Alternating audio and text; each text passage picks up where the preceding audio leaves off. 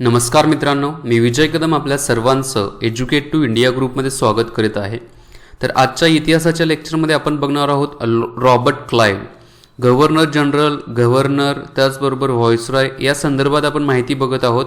इथून पुढच्या लेक्चर्समध्ये जे महत्त्वाचे गव्हर्नर जनरल आणि व्हॉइसरॉय जे होऊन गेलेले आहेत त्या संदर्भात इथून पुढच्या लेक्चर्समध्ये आपण माहिती बघणार आहोत.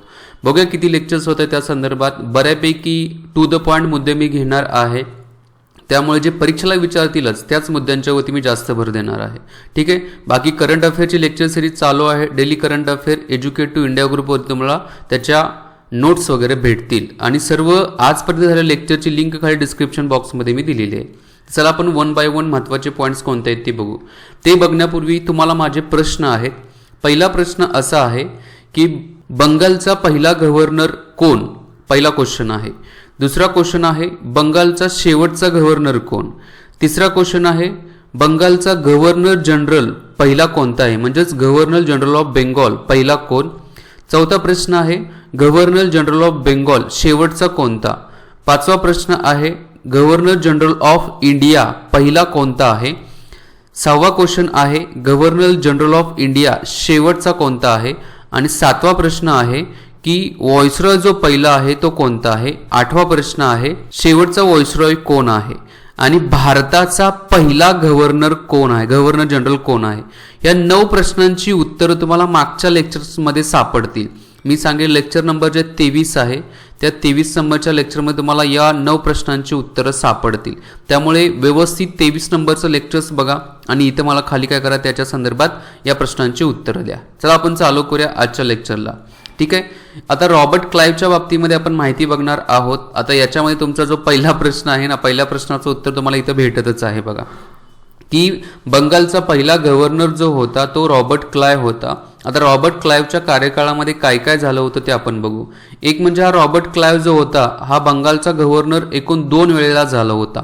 पहिला त्याचा कार्यकाळ जो होता तो पहिला कार्यकाळ 1757 पासून ते 1760 पर्यंतचा पहिला कार्यकाळ होता आणि त्याच्यानंतर 1765 पासून 1767 पर्यंत या 2 कार्यकाळामध्ये रॉबर्ट क्लाइव्ह बंगालचा गव्हर्नर म्हणून काम करत होता. आता रॉबर्ट क्लाइव्ह याच्याविषयी माहिती बघा. एक म्हणजे 23 सप्टेंबर 1725 रोजी रॉबर्ट क्लाइव्ह याचा इंग्लंडमधील एका सर्वसामान्य कुटुंबामध्ये जन्म झालेला होता. या रॉबर्ट क्लाइव्हचा अभ्यासावरती तर अजिबात मन लागत नव्हतं. तो थोडा खेळण्याच्या ह्याच्यामध्ये असायचा, पण हळूहळू त्याचा जो काही रोख होता तो ब्रिटिश ईस्ट इंडिया कंपनीच्या कामकाजाकडे जाऊ लागला आणि 18व्या वर्षीच बघा रॉबर्ट क्लाइव्ह काय झाला तर ब्रिटिश ईस्ट इंडिया कंपनीमध्ये मद्रास या ठिकाणी क्लर्क म्हणून रुजू झालेला होता. मद्रास या ठिकाणी क्लर्क म्हणून रुजू झालेलं होतं ब्रिटिश ईस्ट इंडिया कंपनीमध्ये. आता त्याची कुशाग्र बुद्धिमत्ता तर होतीच, त्याच बुद्धिमत्तेच्या आधारावरतीच बघा तो क्लर्क पासून गव्हर्नर ऑफ बेंगॉल पर्यंतच्या पदापर्यंत आलेला होता. आता याच्याच कार्यकाळामध्ये बघा प्लासीचं युद्ध झालं होतं 1757 मध्ये. आता 1757 मध्ये जे प्लासीचं युद्ध झालं होतं त्या युद्धाविषयी पण मी माहिती दिलेली आहे बघा. याच्या संदर्भात पण एक लेक्चर आहे, ते पण लेक्चर बघू शकता. पण थोडक्यात आढावा सांगेल की या प्लासीच्या युद्धामध्ये रॉबर्ट क्लाइव्ह याच्या मार्फत काय करण्यात आलं होतं. एक म्हणजे हे जे युद्ध होतं ते बंगालचा जो गव्हर्नर जो होता, बंगालचा नवाब जो होता सिराजुद्दौला आणि ईस्ट इंडिया कंपनी यांच्यामध्ये हे युद्ध झालेलं होतं. ईस्ट इंडिया कंपनीचा जो त्यावेळेचा गव्हर्नर कोण होता तर रॉबर्ट क्लाइव्ह होता. तर रॉबर्ट क्लाइव्ह याने काय केलं होतं की सिराजुद्दौला याचा जो वजीर वगैरे आहे मीर जाफर जो होता, मीर जाफरला पैसे देऊन आपल्या बाजूने घेतलेले होते. त्याचबरोबर त्याला काही लालुसा पण दाखवण्यात आलेली होती आणि त्यावेळेस हे जे प्लासीचं जे युद्ध आहे, प्लासीचं युद्ध बंगालचा नवाब सिराजुद्दौला हरल्यानंतर याला मारण्यात आले सिराजुद्दौला आणि त्याच्यानंतर या रॉबर्ट क्लाइव्ह याच्या मार्फत म्हणजेच ब्रिटिश ईस्ट इंडिया कंपनीच्या मार्फत मीर जाफरला काय करण्यात आलं होतं तर बंगालचा नवाब बनवण्यात आलेला होता. त्याच्यानंतर मीर जाफर पण थोडा ईस्ट इंडिया कंपनीच्या विरोधात वागू लागला होता. वागण्याचं कारणच ते होतं की हा मीर जाफर या ईस्ट इंडिया कंपनीचा म्हणजेच रॉबर्ट क्लाइव्ह याच्या हातातली कठपुतली असल्यासारखं काम करत होता आणि त्याला ते नको वाटायला लागलं. त्यामुळेच त्याने काय ठरवलं की ईस्ट इंडिया कंपनीच्या विरोधात बंड करायचं. ज्या वेळेला हे बंड करायचं आहे असं रॉबर्ट क्लाइव्ह याला जाणवलं त्यावेळेला त्यांनी मीर जाफर याला काढलं आणि त्याचा जावाई मीर जाफरचा जो जावाई होता मीर कासिम, या मीर कासिमला काय करण्यात आलं तर नवाब पदावरती बसवण्यात आलं होतं. आता मीर कासिमच्या बाबतीमध्ये पण तेच झालं की ब्रिटिश ईस्ट इंडिया कंपनी जे सांगेल त्या पद्धतीनेच मीर कासिमने काम करायचं होतं. त्यामुळे हाही त्रस्त झाला. मग याने काय केलं की मीर कासिम हा जो त्याचबरोबर त्यानं काय केलं की अवधचा जो नवाब होता, अवधचा नवाब शुजाउद्दौला आणि मुघल सम्राट जो होता शाह आलम मुघल सम्राट, या तिघांनी एकत्रित येऊन काय केलं तर या तिघांनी एकत्र येऊन ब्रिटिशांच्या विरोधात युद्ध पुकारलेलं होतं. आणि हे जे युद्ध होतं 1764ची बक्सारची लढाई होती. ठीक आहे. आता बक्सारची लढाई झाली त्यावेळेला तर हा रॉबर्ट क्लाइव्ह नव्हता, पण बक्सारची लढाई झाल्यानंतर जो अलाहाबादचा तह झाला होता, हा अलाहाबादचा तह रॉबर्ट क्लाइव्ह याच्या प्रेझेन्समध्ये झालेला होता. आणि ज्यावेळेला बक्सारची लढाई झाली, अलाहाबादचा तह झाल्यानंतर ब्रिटिशांनी भारतामध्ये त्यांचे पाऊल जे ठेवलं होतं ते मजबूत केलेलं होतं. बघा, ब्रिटिश सत्तेने भारतामध्ये जे पाऊल ठेवलं होतं ते प्लासीच्या युद्ध जिंकल्यानंतर पाऊल ठेवण्यात आलेलं होतं आणि बक्सारची लढाई झाली होती त्यावेळेला त्यांचं पाऊल मजबूत झालेलं होतं. ठीक आहे. म्हणजे थोडा आपल्याला प्लासीच्या युद्धाविषयीचा थोडा आढावा कळला, कशा पद्धतीनं प्लासीचं युद्ध झालेलं होतं ते. प्लासीच्या युद्धाला पण प्रॉक्झी वॉर असं म्हटलं जातं.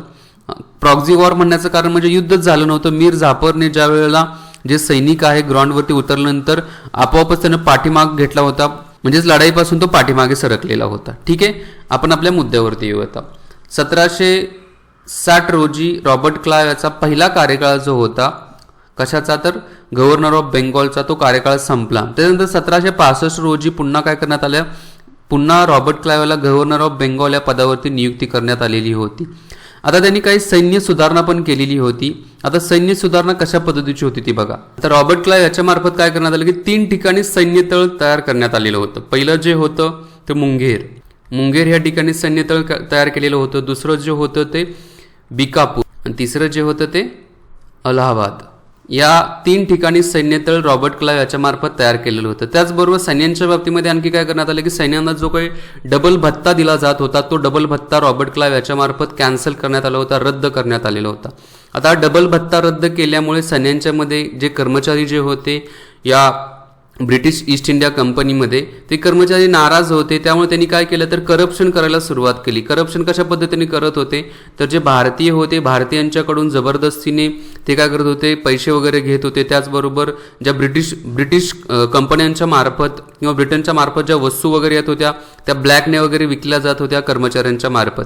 हे ज्यावेळेला रॉबर्ट क्लाइव्ह याला जाणवलं त्यावेळेला त्यांनी काय केलं की पुन्हा यांचे पगार वाढवले.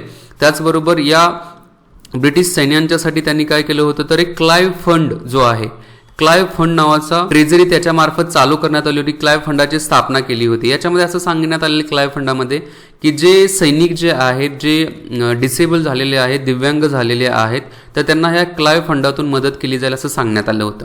त्याचबरोबर त्यांनी प्रतिज्ञापन पत्र तयार केलेलं होतं, प्रतिज्ञापत्र पद्धती.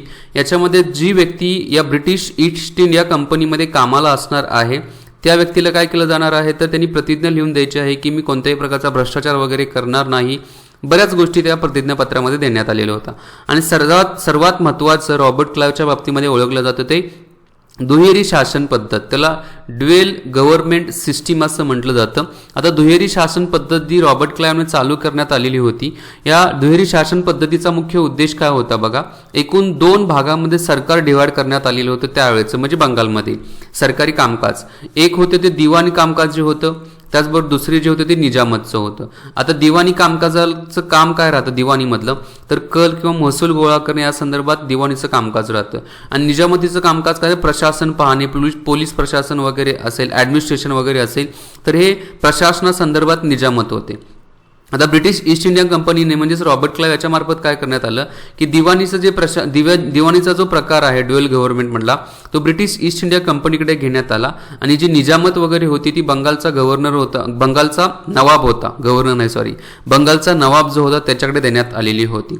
आता याच्यातून हळूहळू काय करण्यात आलं, जरी निजामत जरी बंगालच्या नवाबाकडे दिली असली तर त्याच्यामध्ये पण ब्रिटिश ईस्ट इंडिया कंपनी थोड्या प्रमाणामध्ये मध्यस्थ इंटरफेअर तर करतच होती. आता हे सर्व झाल्यानंतर ज्यावेळेस 1767 रोजी हा रॉबर्ट क्लाइव्ह पुन्हा इंग्लंडला गेला त्यावेळेला याच्यावरती बरेच असे काय करण्यात आलेले होते तर भ्रष्टाचाराचे, करप्शनचे आरोप ह्याच्यावरती लागू करण्यात आले होते. करप्शनचे आरोप ह्याच्यावरती घालण्यात आलेले होते. आता या करप्शनच्या आरोपमध्ये तो म्हणजे ब्रिटिश पार्लमेंटच्या मार्फत करप्शनचा आरोप घालण्यात आले होते. त्याच्यातून तर तो सुखरूप सुटला, पण त्याच्यातून त्याची जी मानहानी झाली त्यामुळे त्याने नाराज होऊन काय केली होती तर आत्महत्या केली होती. त्यानं आत्महत्या कधी केलेली होती तर 22 नोव्हेंबर 1774 रोजी रॉबर्ट क्लाइव्ह यानं काय केली होती आत्महत्या केलेली होती. आता मुद्दा आला की ही ड्युअल गव्हर्नमेंट सिस्टीम जी होती ही रद्द कधी करण्यात आली 1772 मध्ये रद्द करण्यात आली होती. कुणाच्या मार्फत रद्द केली होती तर वॉरेन हेस्टिंग याच्या मार्फत रद्द केलेली होती. आता मुद्दा आला मग वॉरेन हेस्टिंगचा कार्यकाळ. आपण नेक्स्ट व्हिडिओमध्ये बघणार आहोत वॉरेन हेस्टिंग याच्या कार्यकाळामध्ये त्यांनी काय काय महत्त्वाच्या सुधारणा त्याचबरोबर काय काय महत्त्वाच्या गोष्टी झालेल्या होत्या त्या आपण नेक्स्ट लेक्चर मध्ये बघू. मी इथे थांबतो. व्हिडिओ आवडले असेल तर लाईक शेअर सबस्क्राईब नक्कीच करा. जय हिंद, जय महाराष्ट्र, जय भारत, वंदे मातरम.